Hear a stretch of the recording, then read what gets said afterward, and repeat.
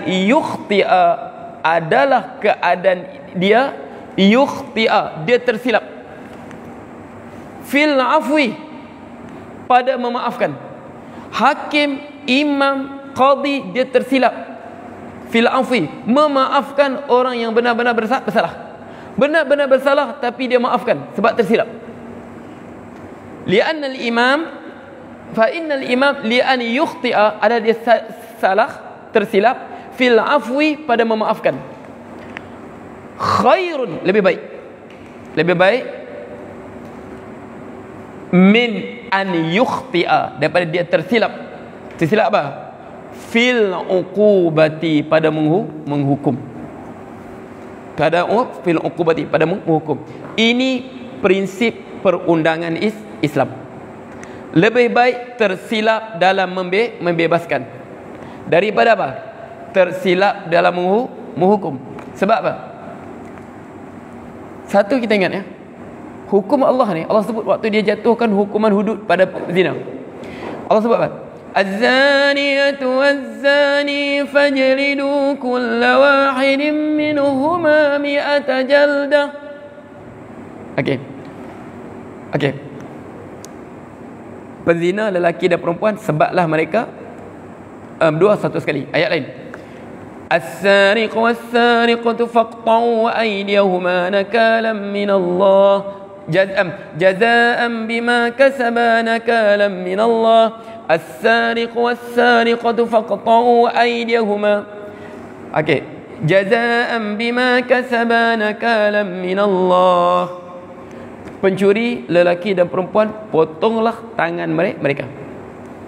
Jazaa'an bima kasaba, sebagai balasan apa mereka kerjakan.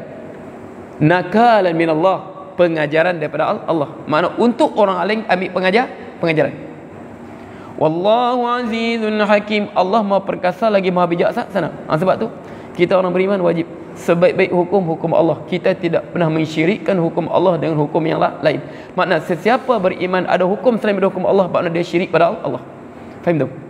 Sebab kita satu sahaja syarat kita yang bernama syariat Islam. Jadi ini prinsip kita. Mana apa? Itu pengajaran daripada Allah. Kemudian ingat ya. Kemudian kita juga selain pada hukuman dunia, tunggu hukuman apa? Akhirat. Sebab di dunia pun ada, di akhirat pun ada. Sebab tu ulama sebut, okey, al-hudud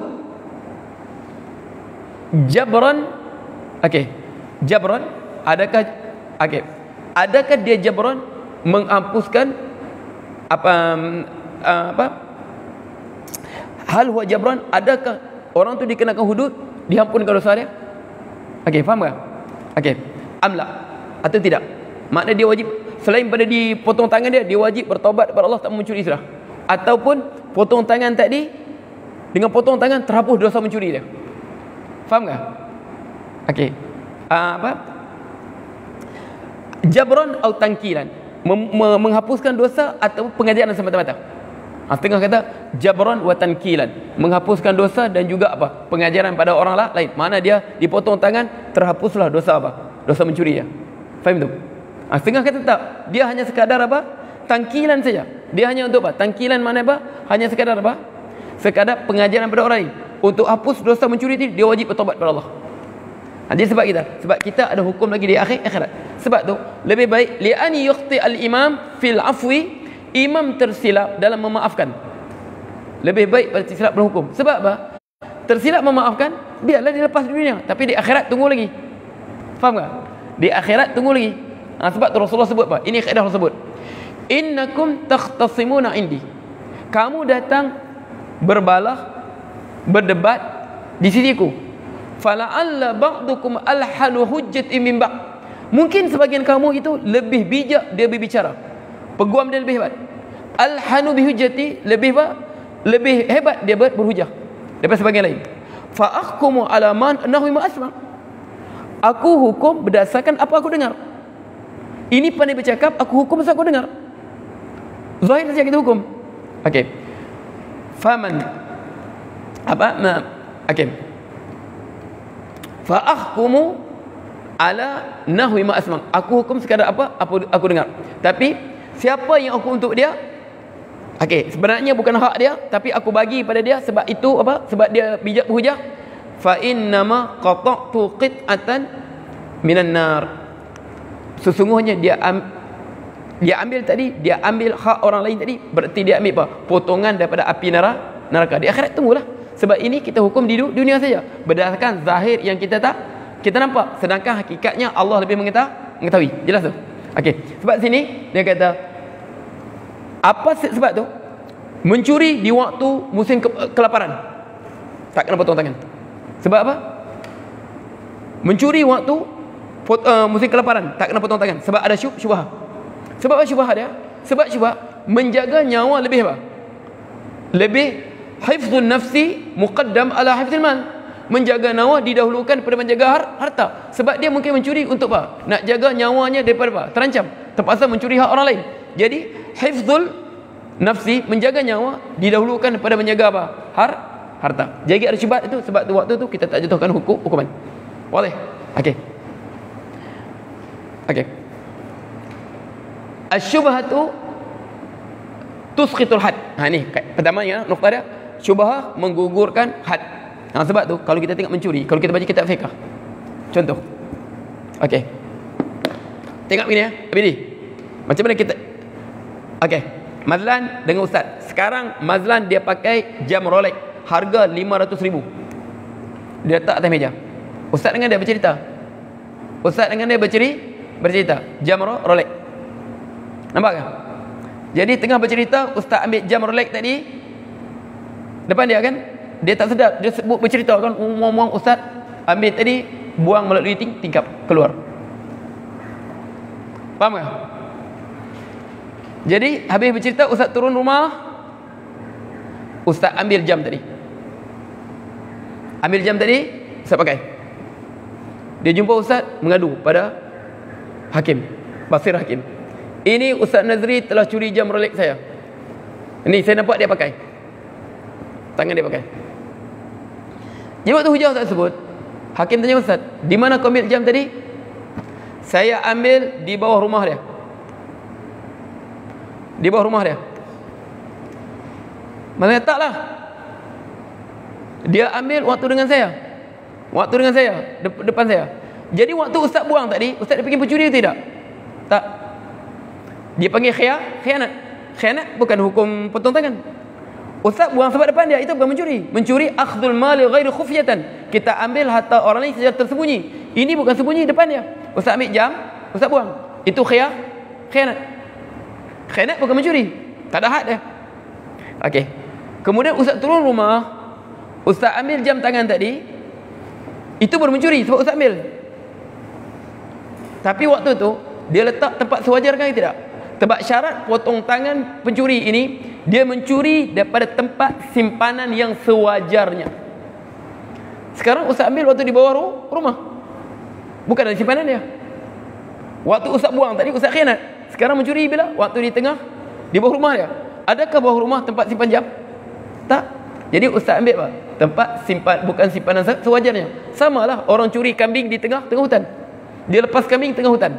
Orang pergi curi, tak kena had. Sebab apa? Bukan pelihara kambing tengah hutan. Biar pun berdosa kan? Tapi dia ada syubhah. Faham tu? Jadi al-had as-syubhah tu tusqitul had.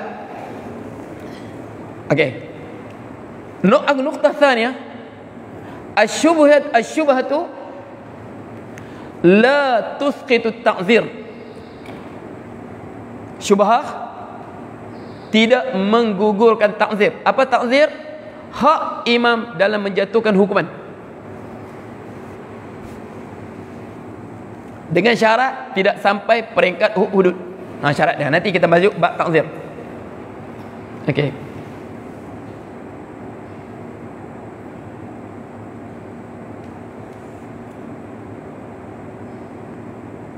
Okey. Dia tidak menggugurkan ta'zir. Tapi kan tadi kita tengok. Hakim tadi, ustaz selamatkah daripada hukum had mencuri? Selamat. Sebab apa? Alasan syubhah dia apa? Ustaz ambil daripada bukan tempat simpanan sewajarnya. Di mana? Di bawah rumah. Jam bukan simpan di bawah rumah. Faham tak? Tapi boleh selamat pada takzir kah? Tak. Tetap kena takzir. Nah, kau ni kan Tetap kena ta'zir. Sebab ta'zir itu untuk pengajaran daripada imam. Dia boleh sebat 10 kali, terpulanglah pada dia.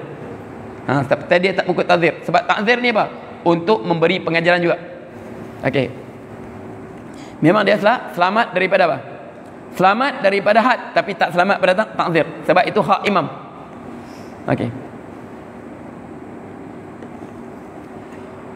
Wa tusqitul kaffarah. Dia tidak menggugurkan ta'zir, tapi dia menggugurkan kifarat.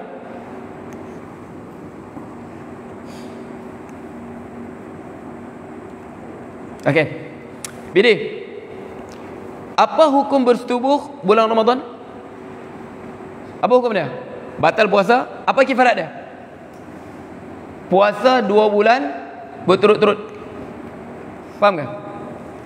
Sekarang okey, hujan turun, mendung semua kan. Dia rasa malam lagi. Dia pun bersetubuh dengan isterinya. Habis bersetubuh, buka tingkap, cerah sudah. Makna telah lama masuk waktu subuh. Mana waktu dia bersetubuh tadi, waktu apa? Waktu siang. Puasa dia batal tak batal? Batal. Sebab memang dia sebut waktu siang. Tapi wajib bayar kifarat ke tidak? Wajib atau tidak bayar kifarat? Puasa 60 hari? Wajib tak wajib? Tak wajib. Sebab ada syubhah. Sebab dia sangka masih lagi malam. Sebab waktu boleh kita belajar tadi lah ikhlas kan? Waktu ini boleh ditentukan dengan ijtihad. Nampak gelap lagi, malam lagi lah. Faham tak? Jadi dia rasa malam lagi, dia bersama isterinya. Buka tingkap, siang sudah. Puasanya batal, tapi kifaratnya Haikal? Ya Haikal? Okey. Perlu kifarat ke tidak? Tidak. Jadi ingat intinya. Jadi asyubhah tusqitul hudud wa tusqitul kafarah. Syubhah ini dia menggugurkan had, hudud dan juga kifarat.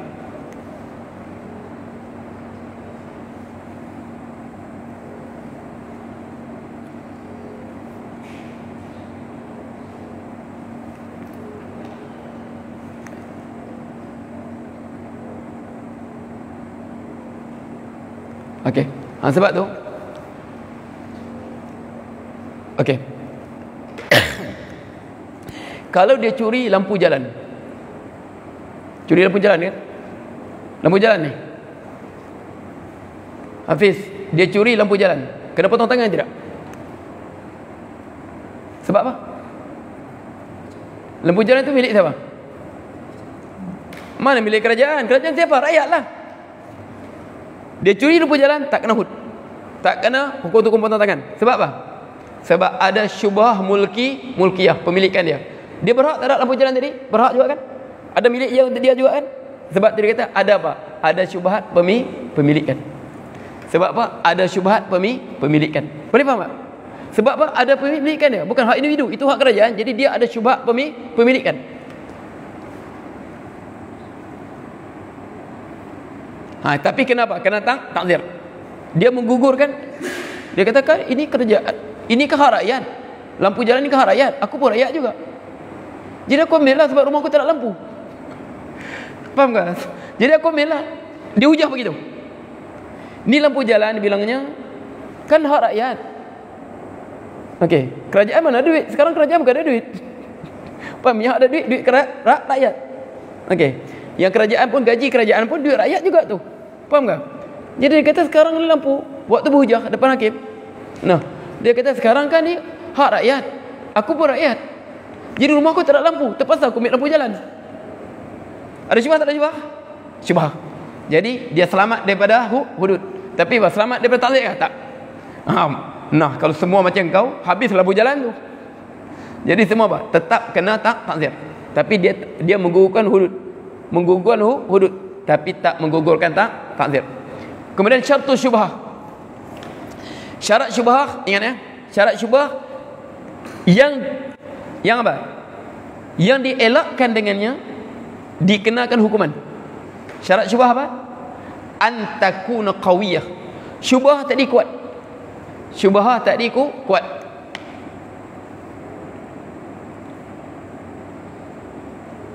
Antakuna qawiyatan wa illa malaik kafir tidak fala athara laha. Wa illa fala athar laha. Syubhah tadi kena kuat. Kalau tidak ada kesan pada syubhah tadi. Faham tak? Mana syubhah tadi? Contoh syubhah kan? Okey. Kamu tahu kau arak ni? Setengah ulama kata arak ni pada apa? Arak pada apa? Daripada anggur. Syarat arak ini mesti diperah. Setengah ulama sebut syarat arak ini mesti diperah. Sebab apa? Allah sebut dalam Quran. Kisah Nabi Yusuf kan? Nabi Yusuf.